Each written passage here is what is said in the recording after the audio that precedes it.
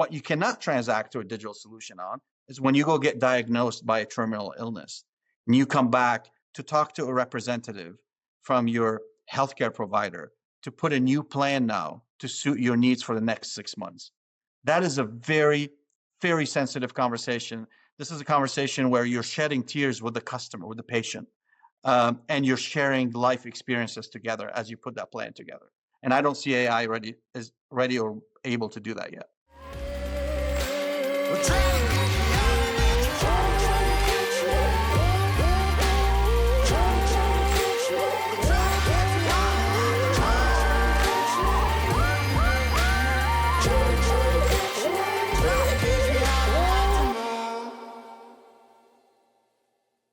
All right, so today on The Necessary Entrepreneur, we're joined by a leader who's redefining what it means to run a modern business at the intersection of technology and human connection. Mario Baddour is the CEO and President of Intelogix, formerly GC Services, one of North America's largest privately held BPO and customer experience providers. Since taking the helm, Mario has led a major transformation, rebranding the company, embracing cutting-edge tools like AI and digital twins, and expanding globally, all while keeping people and empathy at the heart of operations. He believes technology should amplify, not replace the human touch, and he's built a culture around resilience, adaptability, and doing right by both employees and clients. From scaling organizations across continents to embedding ESG in everyday business practices, Mario's proven that growth and responsibility can go hand in hand. We're going to dig into his journey, the future of customer experience, and the leadership principles that drive him. Mario, welcome to The Necessary Entrepreneur, man. Thank you, Mark. It's a pleasure to be here. I look forward to our dialogue. So give us the breakdown on this business, BPO. You know, it's business process outsourcing, but from the layman's term and layman's perspective to really break down what this industry means and what you guys are doing with it. Yeah, look, it's this industry has evolved a lot. I think I was reading the other day an article, and many of us in the industry didn't know that Coca-Cola started that in 1950. They needed a bit of some labor arbitrage and augmentation, the resources, simple fingers and toes, and then back, kind of fast forward to the 80s. Outsourcing in the U.S. at least became a thing. It became part of the supply chain, not only augmenting resources, but also outsourcing processes. A company felt the need to, hey, I can bring someone to not only help me with labor, augmenting labor, but I can also trust the organization to give them a whole process to go manage it for me. So staffing and recruiting, but also potentially training on a process and delivering that process. Fast forward to the 90s, and I would go even to the last 10, 20 years, the industry became much, much more evolved. And it now, outsourcing is really an extension of the brand that you partner with. And by that, I mean, there is a value from outsourcing beyond simple labor arbitrage. The value is a consultative value. It's a learning things. Before, we used to go bring a bunch of consultants to kind of take a look at your process, see how they can improve it, how they can deliver continuous improvement. Well, now your outsourcer is expected to always be closing the loop on defects and improving the process, providing feedback to the brand on how to improve the product and how to elevate the product. And so labor arbitrage, the way it started, is table stakes at this point. Delivering on certain service levels are basic. The organization now is expected as an outsourcer to partner with the brand and truly be a trusted advisor. Partner with the brand and say, look, we listen to your customers firsthand. We're learning what the need is. We're learning what the challenge is. And we put a framework together to improve that entire product for you. And oh, by the way, we're going to do it cheaper, better, faster by lowering your total cost of ownership. And oh, by the way, we're going to do that through all the digital solutions out there. So it became a much more complicated world. And oh, by the way, we're going to do all this with trust, partnership, and a lot of empathy, because we're going to treat your customer like it's ours. So it started with, hey, let's get a couple bodies to help us out 75 years ago, right? To now, it's actually part of that supply chain, part of your supply chain as a company. So what's the challenges? So if this happened with Coca-Cola in 1950 and it's evolved through all these different decades with businesses, what's the biggest challenge for companies? Because you would think the old way was hire somebody with the level of expertise in all these areas. What's the challenge that caused or really created an opportunity for this business model to evolve in this BPO space? Because it seems to me that a company, again, they'd want to have access to the person, a normal, whatever that normal employee is, working just for them. What caused this to happen? Was it access to talent? Is it risk? What is it? Couple things. I love that you mentioned risk. There is the legal framework in this country is fascinating. It's always been built. You can think of it. There's two systems in the world, legal systems. There's the English system and the American system. And the American legal system is very unique in a way. It was built and designed and constructed in order to, in the industrial age, to promote capitalism and to promote business growth, et cetera. And by that, I'm no attorney in any way, shape, or form, but it's fascinating to understand how our legal system has been built, because once you understand that, you realize that's unlike other systems in the world, it's ever evolving. It always evolves. And the legal system has allowed, in many ways, this industry to flourish, because now a brand would say, look, I can outsource the liability. Back to your comment around risk. Look, I can focus on building the product. I can focus on design. I can build a robust R&D while let someone else handle the dynamics and labor that I don't have to worry about. We're the most litigious country in the world. So when you start dealing with labor, as you know, you have a lot of intricacies that you have to kind of plan for and design for from a compliance standpoint. And it's very, very valuable for a brand to focus on what they do best, build the product, and let someone else manage the labor for you. So that's kind of how it started in the beginning. I love that you use the word risk, because truly risk and need of labor pushed this industry significantly to become to become what it is today. Of course, there was cost reduction pressures at some point. You built a product, you were unique delivering that product, but then competition happened, and now other companies are competing with you. The incumbents have similar products. Therefore, now you need to start reducing your costs. Companies realized they could lower labor costs and operational costs by contracting work to an outsourcer that has a lesser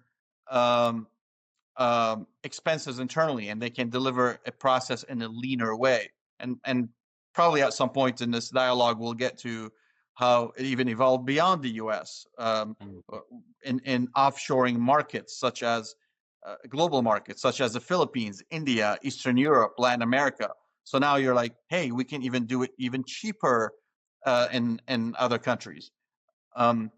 There was repercussions to that, where you had to send a lot of expats to build these markets and build two things. A, the affinity to the U.S. culture. So when you're talking to someone who understands the U.S. culture, understands the way we talk, the way what's interesting to us, etc. But also, it evolved so much offshore to the point where now you do it because you gain experience by outsourcing to certain hyperscalers countries, I would say. But that's But that's a topic I think we should probably touch on later on Okay. and discuss Yeah. a little bit Yeah. more benefits, pros, and cons. Maybe you want to talk a little bit about some um, um, the politics that different governments bring to the table when it comes to offshoring and keeping the work onshore as well. Yeah. I think what we can do is we can go ahead and do that. What maybe we can get back to later is I was thinking about what the journey was that attracted you here to this industry.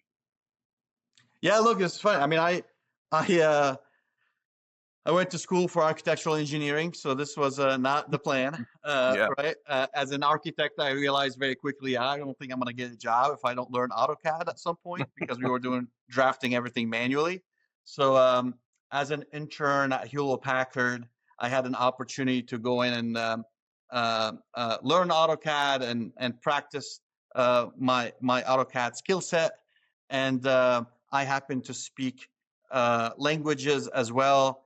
Um, as you know, Canada is, I was in Canada at the time. Canada is a bilingual country in French and English. We were building HP was building our first call center, and they needed the legislation in Canada is to deliver services in both official languages. So they needed someone who spoke French as well. And lo and behold, I was called on. I was a young engineer at the time, and I found myself with a headset on in the call center, designing curriculums, learning curriculums, and it was back in the days. It was much different. You would talk to the customer, and we were working on product line 30, and product line 30 at Hewlett Packard used to be those large pre-press machines, the large plotters. So you'll be talking with a press house, configuring the plotter, trying to diagnose issues with it. And at some point you would say, look, give me your address, I'll drive down and we'll finish fine tuning it on site. So that was, the dynamics was much different at the time. But fast forward, the business grew. We uh, had a need to outsource, similar to kind of what we talked about earlier. We had a need to augment our labor. It was simply labor arbitrage at the time. I'm talking 25 years ago. And then, it evolved to myself managing and being engaged with our vendors, building relationships with our vendors. And soon enough, I jumped on the other side of the fence. And I don't regret anything of it. It's been The other great. side of the other side of the fence is operations, right? It's outsourcing. Yeah. So on the client, on the client side, you're an inch wide and a mile deep. You're highly specialized. And on the outsourcing side, you start with being a mile wide and an inch deep. But as you progress in your career, you realize that the opportunities are great. The exposure is fantastic. You get exposed to various industries: fintech, hospitality, travel, automotives, healthcare, e-commerce, et cetera, and then telecom, et cetera. And then you eventually there is an opportunity if you take it seriously and you actually are curious enough and engage appropriately with your clients, you can become a mile wide and a mile deep. And that's something very, very unique in this industry, and it's hard to let go of after.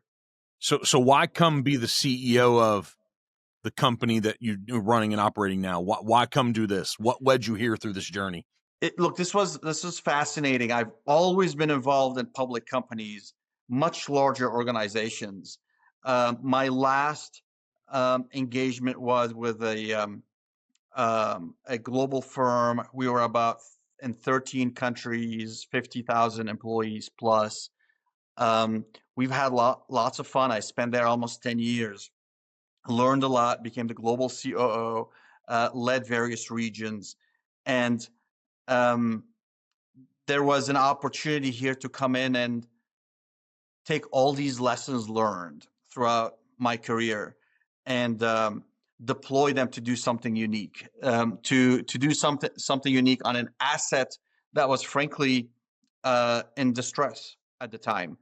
And I thought, what a great opportunity if you can come in, do it right, um, do it thoughtfully and strategically, and make money also for the investors at the same time. And and that's kind of what we set sail on. We came in here. When I say we, because when you're a CEO, I think your value is no longer whether you can operate or not. Your value is, can you assemble a team that will come join you on the journey and do what you do best? And as easy as this sounds, um, as a CEO, I think your biggest challenge is being able to assemble a team for the various phases of the organization and various stages of the organization. There are teams that are very good in demolishing things and cleaning things, so you can pave the way for a rebuild.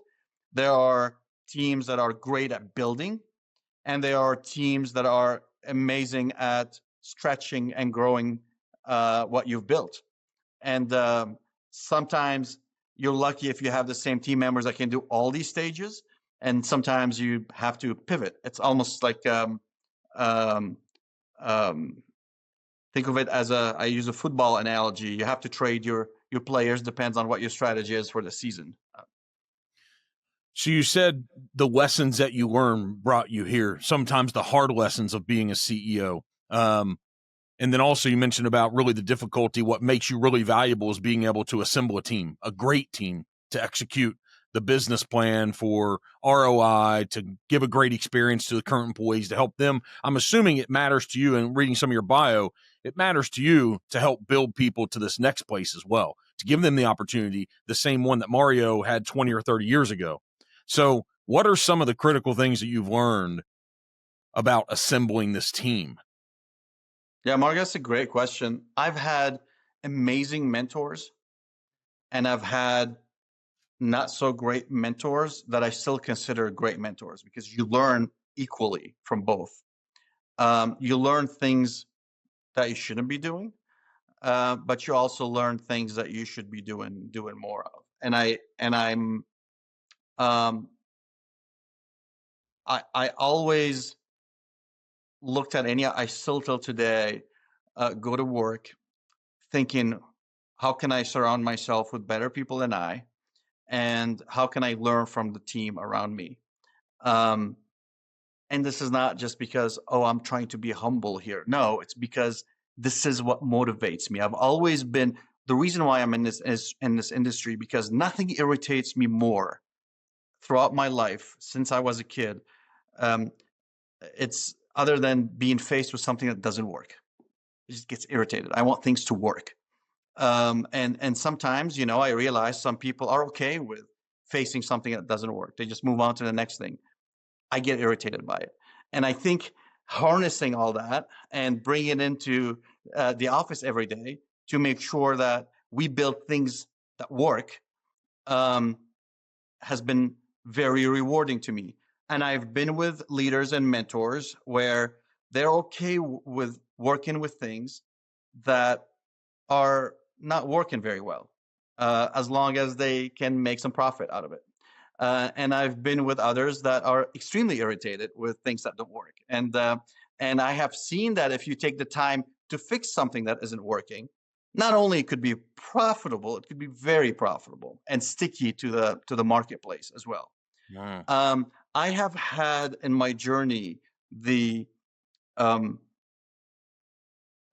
the luxury, I would say, and the fortune to work with a lot of private equities in the past 10 years or so. And this BPO space has been um, lately a accumulation of many companies put together by private equities, merged, acquired, etc. And you've seen some that have treated the assets very well. They invested in it, thinking of the long-term growth, kind of skating where the puck is going. Or I have seen the other side where their only interest was to extract capital and dividends from the asset without reinvesting in it. And I have seen the end result of that as well. So what I try to do here at Intelogix is come in, build a team that believe in the mission, build a team that are loyal to the missions more than the individuals, because I think that's very important. And it's when you're dealing with companies of our size, it's very easy to become loyal to certain individuals, and then you lose sight of the mission. I always give my team a horrible visual, but it's on purpose for them to remember that a pilot's mission is to land the plane safely, even if the co-pilot is misbehaving. They're within their rights to do whatever they want to contain that co-pilot, right? Tie them to their seat, lock them in the restroom, do whatever they want to do with them, as long as the plane lands safely and the passengers are safe. And that's what I mean by loyalty to the mission, not to the individuals. If you keep that in mind, it gives you a true north as to how to operate and how to lead an organization of this size. And we brought a team that thinks exactly the same way. And we're having lots of fun working together and turning things around. Are you also referring to everyone taking ownership of their things? Yes. You have to take ownership. You have to show up, first of all, and you have to be present, and you have to be engaged, and then you have to take ownership and do what's right, and ensure at the end of the day once you deliver the results, you win as a team. Don't take credit for it by yourself. And by the way, what I just went through is our values at Intelogix. That's awesome. Of course, right? They're being branded in your brain there. Correct. You talked internationally to circle back here about offshoring and about labor in these other countries and stuff. Where's your brain at there? I mean, I'm sure you could riff on this for 45 minutes and just go with it, right? That's a fascinating topic for me, because the international business has evolved significantly, especially in BPO. Many companies have crossed that threshold to become transnational. Some are still stuck, maybe not stuck, maybe intentional. They just want to remain international. And maybe I should take a moment and explain in my mind how I define both. Yeah. International was how this industry started. We are the largest GDP in the world. We have an immense need for customer service in this country. And we had this need to augment our resources while remaining competitive in the international markets. So if you listen to everything I said, it actually is US brands outsourcing services to international countries, and these international countries are servicing these US brands. So really, we haven't gone outside of the US. We just changed the delivery location to outside of the US. Mm-hmm. Transnational is much different. Transnational is when you do that, you go through that phase of international, you build an amazing talent in these offshore markets, and you now say, hey, I am delivering services, I don't know, in Egypt or in El Salvador or in India or in the Philippines or in Poland. Why not delivering the same services for Polish brands and European brands and Southeast Asian brands and Middle Eastern brands, etc.? So now, not only you're international, but also you're transnational. Now you're doing business across local domestic business through your US brand in these local markets. That's very powerful, Mark, because it diversifies your balance sheet. You're no longer relying on one currency. You have multiple currencies within your balance sheet. You have talent and mobility across your talent in the organization. It is amazing what you do when you put different brains, different minds, different cultures in one room and say, here's a problem statement, solve it for me. The dynamics are by far different than having someone that eat the same food, walks the same street, and live in the same community to come and trying to solve a problem together. So, yeah. So what about the complexity of compliance if it's not understood? I think you can teach compliance. And we used to say that. I'll actually leapfrog that whole Yeah, statement yeah, wherever you want to go you with it. can Yeah, teach compliance, because you can automate compliance now. So really, I mean, we have a platform, Mark, that basically, I was in Cairo 2 weeks ago, and I'm standing behind a workstation on one of our US clients' programs. And I saw how they're interacting with our automated platforms, where you get a widget on the screen telling you, Mark, who's on the phone helping the customer, hey, what you just said is not necessarily true. I just checked in the knowledge base, and that's the right answer. And you see the agent or the rep pivoting just in time while on the call, and changing kind of the outcome of that conversation. And that leads to an increase of first call resolution, a critical metric, FCR, that we measure. Why it's critical? Because if you increase your first call resolution, you essentially reduce your repeat calls to the call center. It goes back to reducing total cost of ownership that I talked about earlier. instilling massive efficiency into the process. Correct. Before we could say, look, you can put the right controls in place, whether through a DMAIC Six Sigma approach, or whether through a framework, and you can teach it, and you can train it. I don't need to worry about any of that right now. It's on the station. I have an AI listening to every word being said, transcribing it, pegging it against the knowledge base. The telemetry is crunched so fast that the result comes back on the screen just in time, telling the individual, hey, pivot a little bit. That wasn't necessarily accurate. This is what you need to read to the customer. Read it the way it is, and that's the right answer. So good.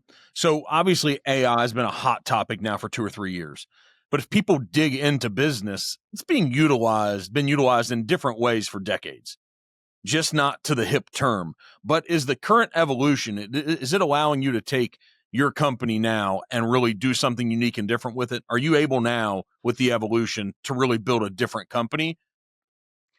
It's a great question, and I love how you asked it. 99% of the time, I get asked that question differently. Are you worried it's going to take your jobs away? So I love how you asked it. Thank you. But I still want to address the other Yeah. 99%. Okay. So look, first of all, it's very exciting for me to see what's happening in the marketplace. I mean, it's about time that we actually go and automate and do things, and stop working like we were in the 1950s anymore. Okay. And so that idea in itself, it's very fascinating, and it's very exciting. And I think we should go embrace it and do more of it, not be afraid of it. I've heard industry peers saying, look, AI isn't taking our jobs. AI is a conversation over a Friday evening barbecue. It's not a real thing. Well, that's what many people said about .com as well back in 1999. Okay, so this is, I don't believe in that. I think AI is real. I think AI is going to reduce the traffic, i.e., potentially people think of it as revenue, because we transact traffic, we handle traffic. So if the traffic of calls coming into the center are lowered, therefore your revenue is lower. But there's a whole catch to all this. Okay.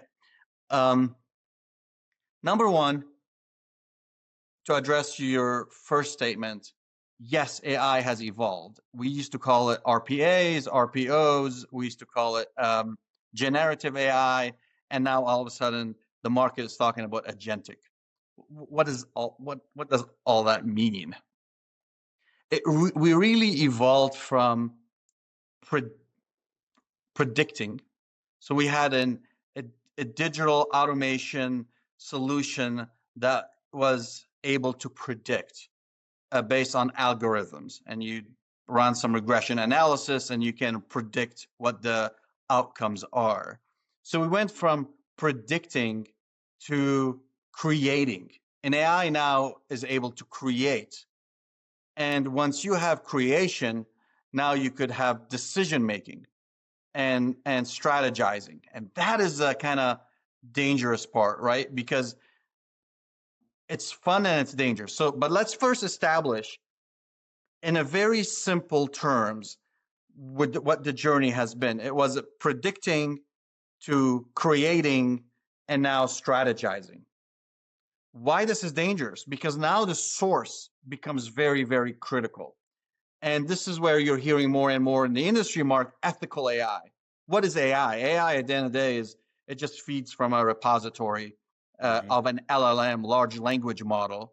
And that large language model has structured data in it. And it basically pulls from there to predict, create, and analyze. But if that large language, if that well is contaminated. Yep. Yeah. Who's writing the language, right? Who's writing the language that it's going to talk and learn from? And it's more than writing the language. The language could be, writing the language is only for that engine to function. But what, or that well to function. But what water are you putting in the well? I think that's the question. So the language can be written and it can pull the information based on a question you ask, gives you the answer. But what language content is in that language model? I think that's what's very critical. And look, we're seeing it every day. I get vendors offering me the same solution at $2 a license and others at $50 a license. And then you start digging deep and you're like, yeah, someone is writing it in some part of the world and there's no compliance, there's no regulatory framework, and they can put whatever they want in it. And sure, you can sell it for $2. But for the non-savvy operator, but a non-AI savvy operator would say, they would look at this and say, gosh, I can buy it for $2. Why would I go pay $50 somewhere else? Let's just go do it. And then you're seeing a lot of that feeding social media, the web. You can't trust anything you ask right now before checking the source, as you know. So this is very critical. I think I will summarize it down to this. The content is critical. You put a crappy contract, you get content, you get a crappy outcome. I mean, that's just that simple. So you need to understand. So you can have the best, most sophisticated, well-designed language model coded in the most sophisticated way. Content is king at the end of the day. So whatever you put in there has to come out after. So basically, let me try to reframe it more than the language. It's what's the philosophy of the thing, right? Yes. How does it think? What's not to use this word too, but it's like, what are the morals of the system? Yes, 100%. I love that. What are the morals of the system? And then imagine if you put that on a whiteboard as a statement, and then you're going through a procurement exercise. Imagine how powerful that statement is, because now you're thinking, I don't care how much these partners cost. Do we have those same values, and should we even bring them and consider them? Should they come into this room and pitch for us? And how do they do business? Where are they getting their content from? How are they? What's the fidelity of all that content looks like, et cetera? So yes, that statement is very powerful, and it could be the true north and the guiding star for your procurement exercise. Do you think that our human brains can design and control the system to think properly? Is that a part of the debate? You know, I think yes, but like anything in life, it's kind of like asking, do you think every human that will be born from here on will be a ethical human, right? So you always have bad actors that are motivated by it's usually who they're influenced by, though, right? It's usually they almost everyone could. Yes. It's usually the environment that they're influenced by. Yes, thank you. Yeah. And that's where it becomes critical to understand who you're doing business with. Yeah.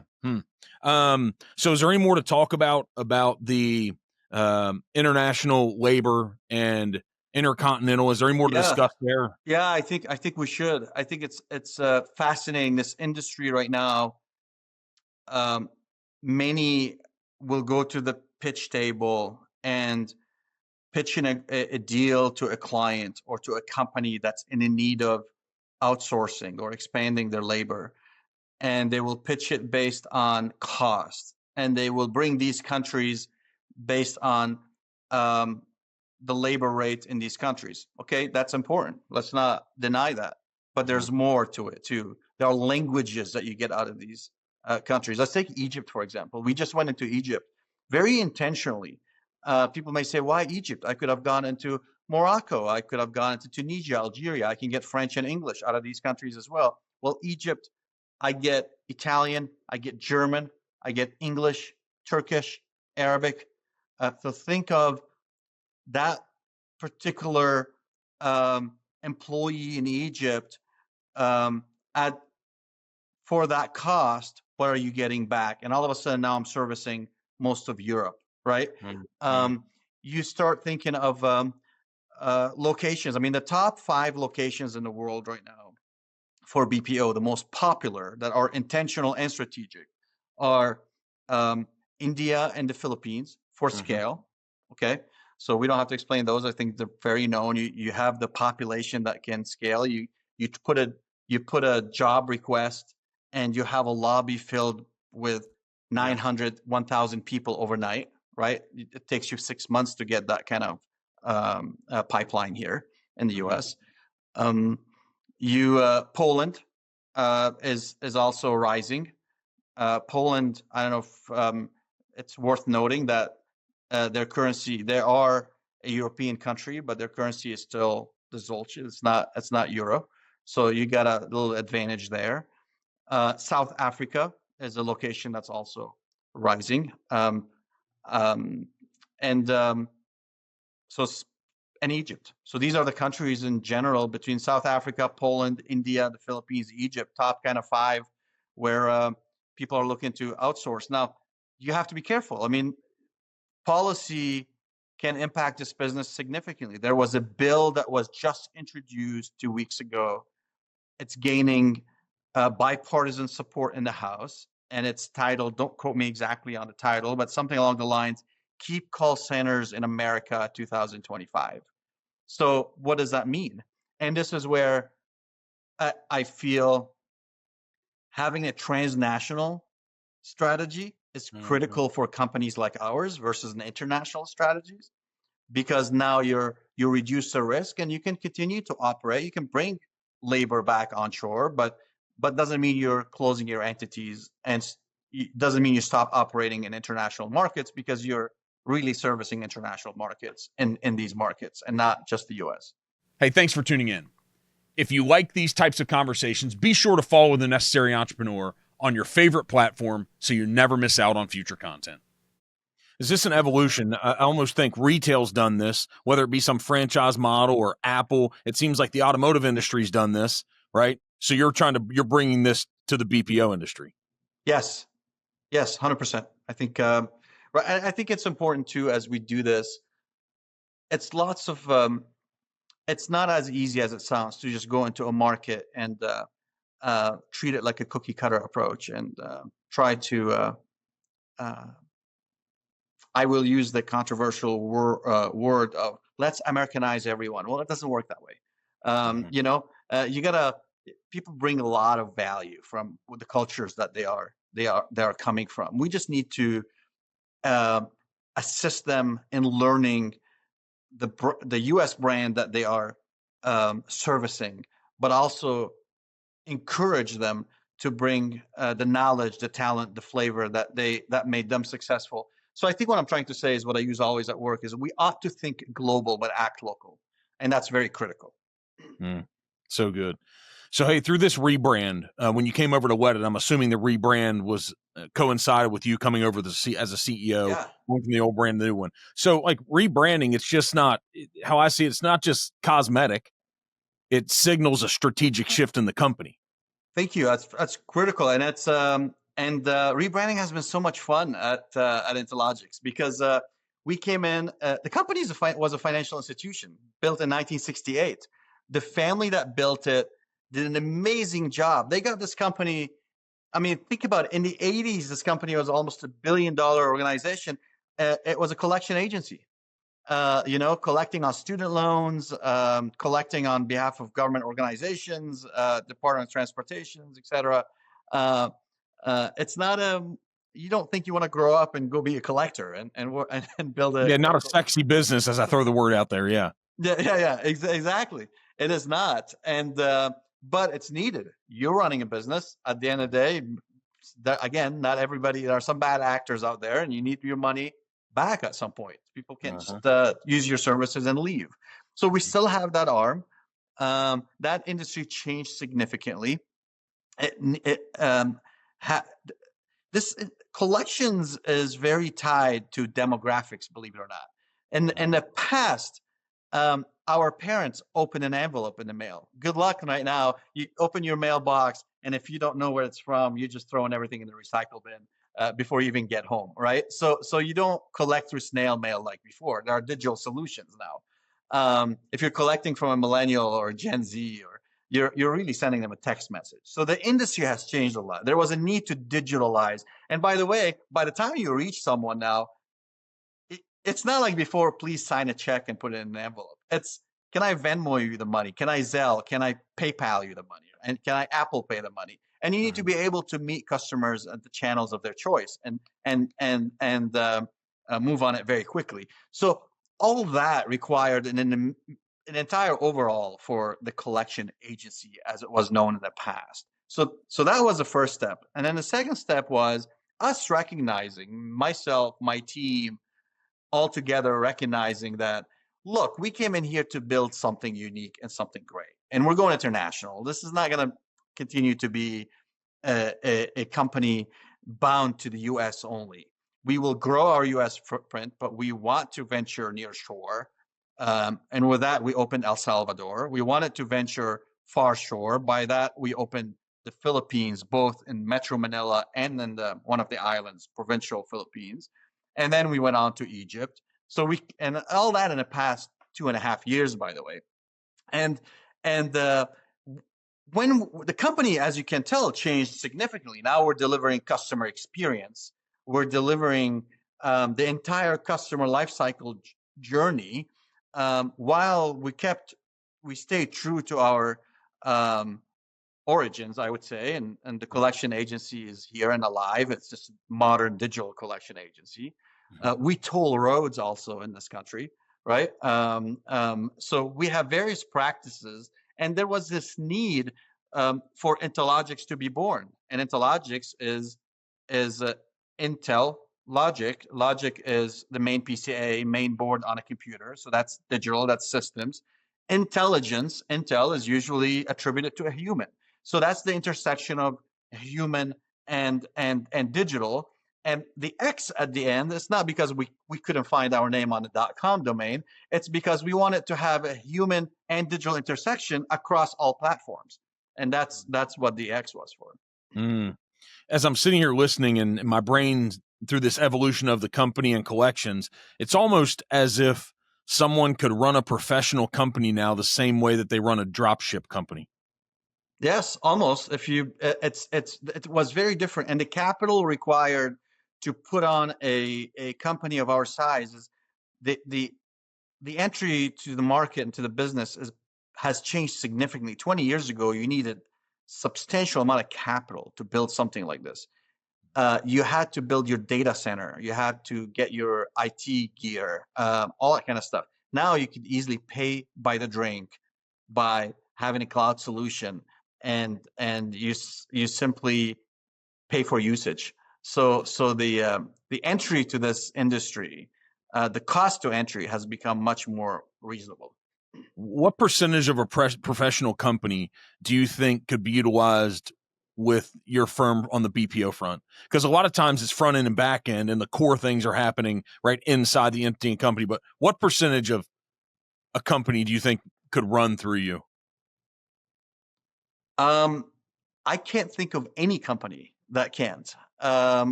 When you say run through me, I'm understanding this question as utilize our services. Yeah, but I'm actually saying not all the expanse of the companies. I'm saying what percentage of the actual complete entity do you think could outsource the services through your company? Yeah, supply chain is multiple logistics. And if you start thinking of the different logistics, you need someone to manage your cart on your .com website. That's BPO. You need someone to actually fulfill that cart. That's BPO. You need someone to actually follow up with the customer to see how that experience is going with that product. That's BPO. That's us. At times, the customer will reach out to you because they're having difficulties with that product. That's us. you may need to also upgrade at some point or add more ancillaries. That's us. And by the way, things go bad and you can no longer pay for that service. Um, um, we call that first party collections, where you're still within the brand. We're helping you devise a plan to pay your bills. And at times you can no longer pay your bills, period. And that's a post charge account. Um, and you're no longer a customer for that reason. And that's also us. So Intelogix has this entire spectrum from end to end, where we follow the customer journey from the minute they start to interact with the brand all the way to after they leave the brand. Mm. I'm thinking about this. I'm assuming, let's say I jumped on a plane to, just going to pull a country out of there, to China. Yeah. 2 weeks. I get my visa. I go to China and said, I'm going to go find a product to import. And let's say I go find scooters of some sort, and I find the manufacturer at a great price point. I know I can 2 or 3 or 4x it. If I come back and just build the brand, I could almost use Intelogix through the BPO source to operate the complete company. Yeah, 100%. 100%. Intelogix understands the and that's the value creation that I am highly interested in as we continue to build Intelogix. It's how do we not only do the mundane things that everybody else is doing, but how do we continue to challenge ourselves to deliver uniqueness? Because when you come and build that scooter, Mark, you're like, look, I'm a great designer. I'm a great engineer. I built it. You know what? I'll even go to the extent to say, I'm a great sales guy. I know how to even sell it and market it. But how do you scale it? And how do you get this free consultancy from what your competition is doing, what the market is facing? Well, by having Intelogix as a partner, or anyone who's kind of delivering similar services, they're talking to you, but by the time they hang up, they also have intel from 250, 500 other clients that they're talking to also. And all that together will come to the conversation when you're talking to your partner, and they will tell you, hey, look, we're hearing this is happening. This challenge happened with XYZ companies. And that's kind of how they approach it. And I encourage you to approach it the same way. You're not necessarily divulging trade secrets or intellectual properties. You're just actually sharing a way of thinking that you probably haven't thought of on your own. Yeah, market trends. I mean, and if you're truly building something transnational, it means that you're going to have intel on the ground about what's happening in those countries that someone operating in just one country is not going to have. Exactly. Yeah, exactly. Big benefit. So what's Mario's leadership style? What is? I know it's a crazy question, but if you were sitting, imagine we're having a coffee or an espresso. It's like, man, come on, man. You seem cool. You have all this experience. You got a little bit of gray in there. What's the leadership style? What is it? That's a great question. Look, I'm very controversial, even within the company. And I get very irritated by things that don't work. I think I get also very impatient with sloppiness. So leadership is character at the end of the day. I try to never forget that. People try to define leadership in various ways. When you're in business school and you're going through this, it's always a topic. What's leadership? And people can name horrible names in the world that were great leaders, leaders, maybe not great leaders, but they were leaders, solid leaders. We don't have to name them here, but it's always been defined as these two axes of quality or quantity, I should say, and the academic word I don't like. It's called followership, but I would call it partners or wherever you want to call it, right? But let's just call it followership here for the sake of simplicity. And it's these two axes, and you want a lot of followerships, but you want quality followership. So quality on one axe. I said quantity earlier. It's quality, and then the quantity of followership on this axis. Ideally, you want the point to be somewhere up there. You want high quality, and you want a lot of quantity of followerships, and start playing with that dot. If you have a lot of followerships, but little quality, then that's not good. That's a leader, but that's a bad leader in a way. And if you have high quality engaged network or followership, but little of it, then you can't make an impact in the world, right? We all have, as leaders, a societal impact and responsibility of some sort. So I keep all that stuff in mind. And that's where it gets very complicated. Because now you come to the office, I didn't share with you what I get irritated by just because you know, um, I wanted to. I shared it because I want to tie it to this right now. We're all humans and we have things that irritate us in the office. And then how do you actually keep that in mind as you address these deficiencies or have you address these opportunities and challenges? And I think it comes down to, look, treat people the way I want to be treated. When I say I'm controversial is I want to build a good culture. I'd like to democratize ideas. I'd like to train the entire organization. I don't want to hoard knowledge at the top. I'd like to crowdsource ideas. I want the people within the organization to help me with ideas. At the same time, I would expect individuals not to abuse it. And I expect them to take that responsibility and be accountable for it. With responsibilities comes accountability. You can't just say, "Oh, I came up with the idea, but I'm not going to act on it," etc. So it's very hard for me because you want to be a good character. I realize that not everybody's going to like me. You can't please everyone, but at least if you treat everyone like you want to be treated. I know it sounds cliche, but if you try to keep that in mind, show empathy, and most importantly, and I've learned that in the recent years, Mark, is be vulnerable. Leaders tend to not be comfortable being vulnerable in front of their teams. What's that mean to you? And it means at times you realize you don't have the answer, or at times you feel you're scared a little bit. There's a big problem in the company, and it's making you very uncomfortable. It doesn't mean wake up every morning and go outsource your pain points to the company, right?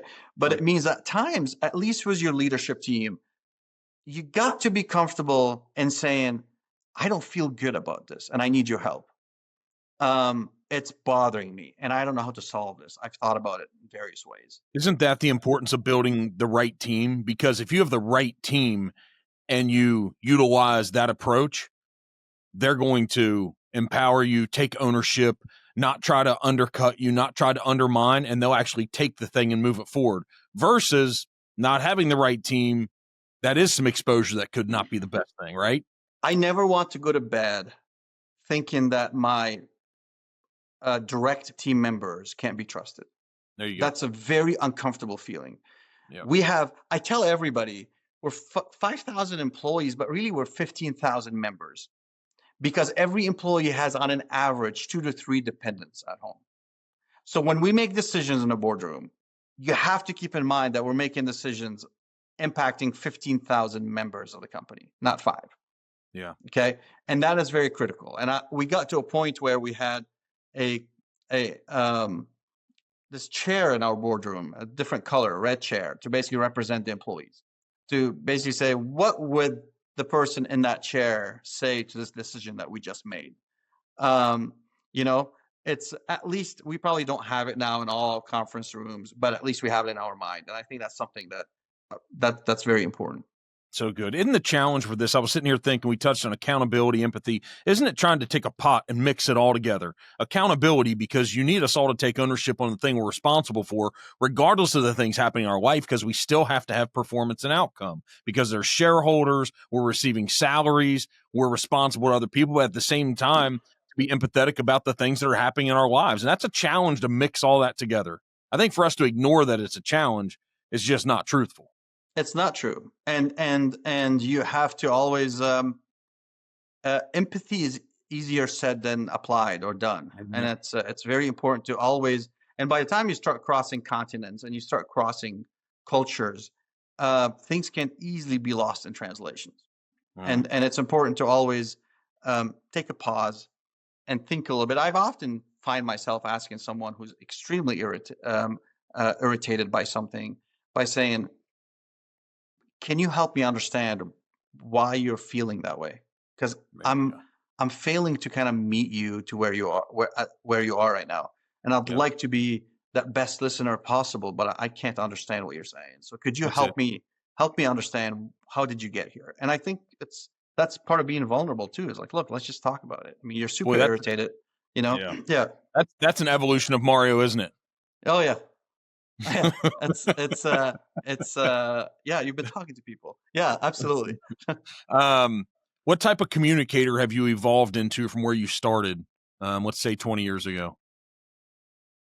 I think giving people the benefit of the doubt, um, and trying to understand why they're doing what they're doing, and always question, but also don't waste too much time trying to. Again, democracy is great, but if you apply it way too much, sometimes in a company you don't make decisions. Yeah, it won't be good. I go back. I jokingly say there's too many flat squirrels on the road because they can't make a decision. So at some Mm. point you gotta make that decision. Yeah, and Ray And I Dalio's book, the Principles book, he talks about idea meritocracy. I've really been fascinated by this idea about sitting in a room and you walk into the room and, everyone has opinions, but then there's also the best idea. How do you put a group of 10 people together that are all strong-minded, strong-willed, very capable? How do you come out with idea meritocracy with the best idea? How's that managed? look, it's we always go in. Well, there's a great philosophy. It's actually a Franklin Covey research called 4DX, the Four Disciplines of Execution. And I love that book. I love that framework. I've applied it in the last 10 years in my operations. And it is basically, how do you get out of the day-to-day whirlwind in a company? Because there's so many things, so many ideas, so many things to prioritize. And it's the ability to come up with a WIG, which is the wildly important goal. Okay. And then decide, this is X today. We need to get to Y by when. So everything we do, whether we're ideating, whether we are solving for a problem, we kind of break it down to a very practical point, which is, this is all great, but how is it impacting us today? How do we move forward? Like the next step we're going to make, what part of this idea do we need to make that next step? Let's just stop right here. Let's not solve any further than that. And then let's call it X. And then we have to sit and solve for the next 3 hours. How do we get to Y by when, which is that next step?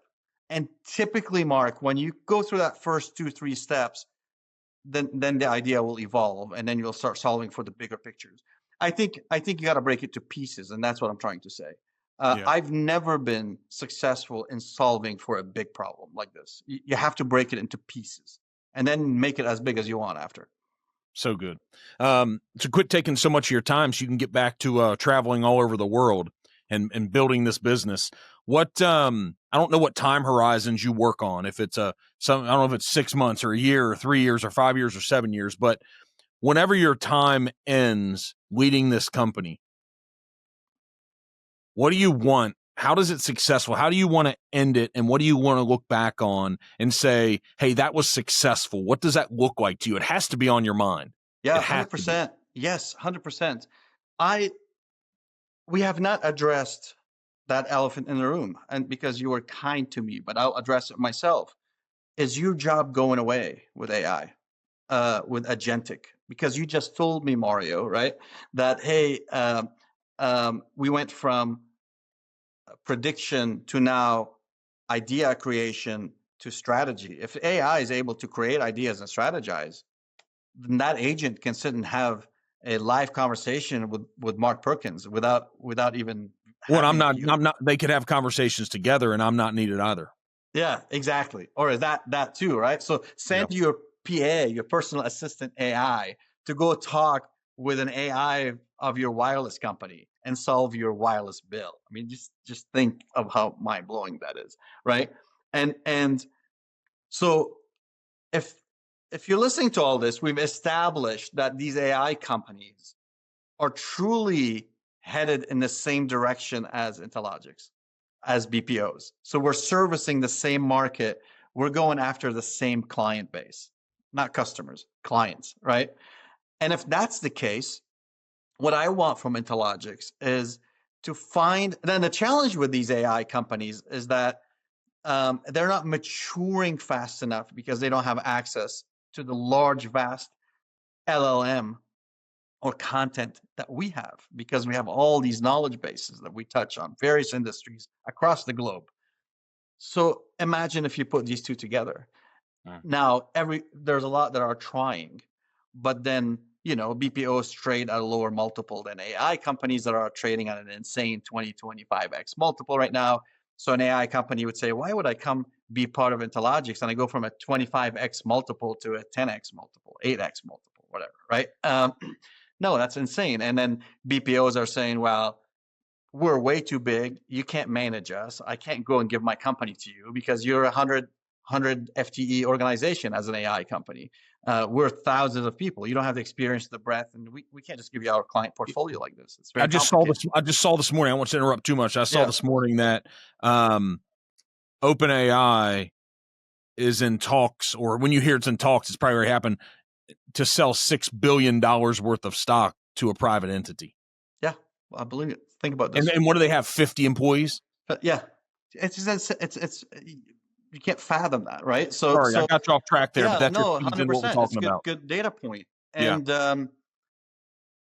I think I would like to set up Intelogix in a way where it's open to have the right AI partner and come together and be that first AI-enabled BPO. And not AI-enabled. We keep saying AI-enabled. I just made the same mistake. AI BPO that's services-enabled. So instead of saying I'm a labor company enabled by AI, I want to be an AI company with a labor branch that's still that's capable of delivering human labor still, because it's not going to go away. It will be augmented, traffic will be reduced, but humans will be focused on delivering value service versus volume service, the mundane stuff that, hey, what's my bill, or can I get a refund? All that kind of stuff, you can transact through a digital solution on. But what you cannot transact through a digital solution on is when you go get diagnosed by a terminal illness and you come back to talk to a representative from your healthcare provider to put a new plan now to suit your needs for the next 6 months. That is a very, very sensitive conversation. This is a conversation where you're shedding tears with the customer, with the patient, and you're sharing life experiences together as you put that plan together. And I don't see AI ready or able to do that yet. Yeah.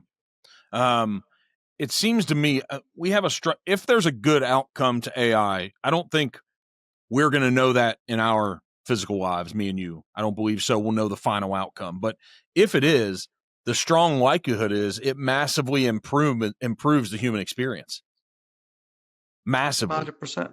100%. Yep. I mean, you look at the amount of data and the amount of telemetry that could be crunched at a super fast speed right now, just in time. Yeah. And the amount of predictions, creation, and decision making, right? And with a very small margin of error that could be made today, it is beyond what a human has been capable of. Yeah. I read an article that it took us during COVID almost 7 to 11 months to come up with the RMA vaccine. Today, an AI can get this done in a fraction of that time. Yep. So just think about that example. We're just trying to figure out how we're going to put them together, and maybe the companies that figure that out at the maximum efficiency, that's who's going to dominate every market in their space. Yeah, and think about science, research, curing disease, cancer, all of them. Yes, all of that. Physics. Yeah. What other formulas we haven't uncovered yet on the quantum quantum we physics could go side. Deep, couldn't we? Yeah. We could go deep, because just also, in the past 6 months, now the questions of what did Big Bang really look like? Because what we're learning now is it goes beyond that, and now everything we thought we knew is now questioned. Right? Yeah. 100%. I'll give you an example just to bring it back to our world. Yeah, and then bring it back to world, and then tell us, all the companies and entrepreneurs and leaders out here. I think you helped, whether somebody's going to be a customer of Intelogix or not, you've helped increase the brain activity and the knowledge of what's happening, but then also the place they go to interact with you or your company as you bring it back. Yeah, thank you. Think of a company of 5,000 or 10,000 employees. You're a brand, you release a product. And then in the past, we used to have what we call quality analysts. You kind of hook up Jack with that headset, listen to a call, and then you start scoring. There's no way you can score and listen to 100% of all calls, millions of calls during the year. There's no way you can do that. It's impossible. The cost is super prohibitive if you do that. So you for end humans up to do that.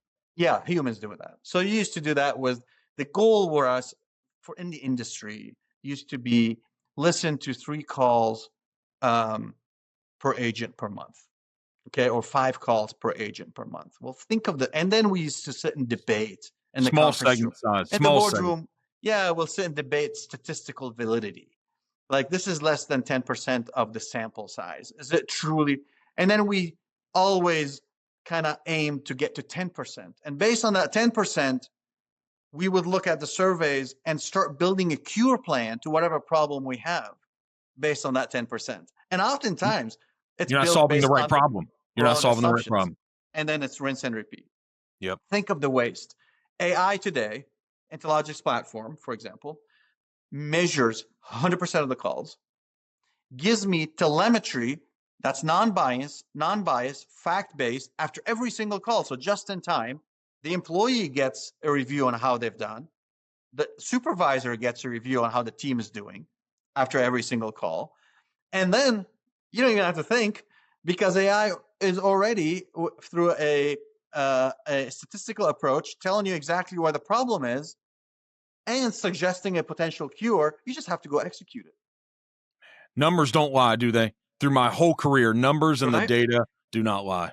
Exactly. So this is how we evolve. Imagine now if you're building a modem, if we're building a car, or if you're building an insurance policy and you have that telemetry and you have these insights and these analytics, and now you can improve that product significantly in a fraction of the time that you used to take to do it before. So just think of the repercussions of all this.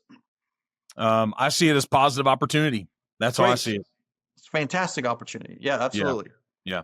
Well, tell us how to engage with you and find you and companies to give you all their money and to work with you as clients. Well, I appreciate that. I think Intelogix.com has all the information on our domain. There's a place where clients can go in and fill a form, and we'll get in touch with them right away. We have a great team monitoring all the intakes, all the leads coming in. We also have we're pretty engaged on LinkedIn. So I encourage anybody who has any interest to go and look us up on LinkedIn. You can email me at mario.baddour@intelogix.com anytime. We're lean and mean, and we're very engaged. So, and we'll be happy to engage with anyone, try to partner with you, solve a problem you may have. The Logix lab is amazing. It's a lab we have where we can actually curate various problems customers have. And at times we engage pre-engagement. We just do it to share the knowledge. And if a client likes what they're seeing, then they can engage with us in a more formal way. Awesome. Hey, great conversation. Mark, thank you. I wish we have more time. Next time we have to do it face-to-face. Yeah, absolutely. Where's are big conferences? Are they still important for you guys? We won't say where you're going, all the CEO security and all that, but is that still real in the evolution of companies? Yes, I think cybersecurity is if I want to spend time, I'd like to go spend it in. Cybersecurity is moving pretty fast. I think it's not when, it's not if, it's when. We're at war with these threat actors around the world, period. whether as geopolitics continue to get more tense, I think people are finding, and bad actors are finding ways to attack us through our private companies or public companies or government entities or wherever that is. But we see millions of threats on our dashboard daily, trying to kind of get through our firewall. So it's critical that we maintain a good security posture, because that will continue to increase our clients' trust in us and continue to grow our business. So for me, that is where I want to engage. And I also want to engage with the international market more, and try to understand what it means. This bill is real that we're seeing, keep call centers in America, 2025. So we need to be ahead of it, and we need to pivot. We've learned it through COVID, Mark, that there was, people talked about traditional leadership, modern leadership, but we learned that the third type of leadership, which is almost the ability to navigate in gray areas, right? That's what COVID taught us. And I think we're facing some of that right now, is the ability not to panic, continue to be resilient, and navigate these gray areas that we're going through from a policy standpoint. And how do we keep our business thriving? The challenges of the next 3 to 5 years. Exactly. All right, Mark. All right. Thank you, man. Appreciate you. Thank you very much. You take care, okay? Good to see you. Bye-bye.